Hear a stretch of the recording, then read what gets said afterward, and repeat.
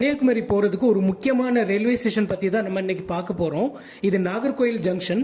இதை லோக்கல்ல Kottar railway station அப்படின்னு சொல்லுவாங்க. இது 1979ல தான் இந்த ஆபரேஷன் இங்க ஸ்டார்ட் ஆச்சு.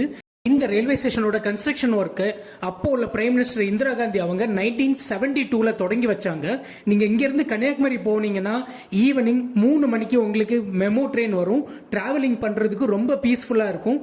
அந்த ட்ரெயின்ல நீங்க கன்னியாகுமரி ரீச் ஆயிடலாம். இப்போ வர ட்ரெயின் பார்த்தீங்கன்னா கொல்லம் கன்னியாகுமரி மெமோ ட்ரெயின். இது கொல்லத்திலிருந்து மார்னிங் 10:50 கிளம்புறோம். நாகர்கோயில் ஜங்ஷன் வரும்போது கரெக்டாக 3 to 3:10 வந்துருவோம்.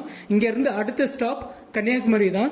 இந்த மாதிரி தகவல் தெரிஞ்சுக்கணும்னா நம்ம சேனலை மறக்காம சப்ஸ்கிரைப் பண்ணுங்க. உங்களுக்கும் நாகர்கோயில் ஜங்ஷன் ரயில்வே ஸ்டேஷன் பற்றி அதிகமாக இன்ஃபர்மேஷன் தெரிஞ்சுன்னா கண்டிப்பாக கமெண்ட் பண்ணுங்க.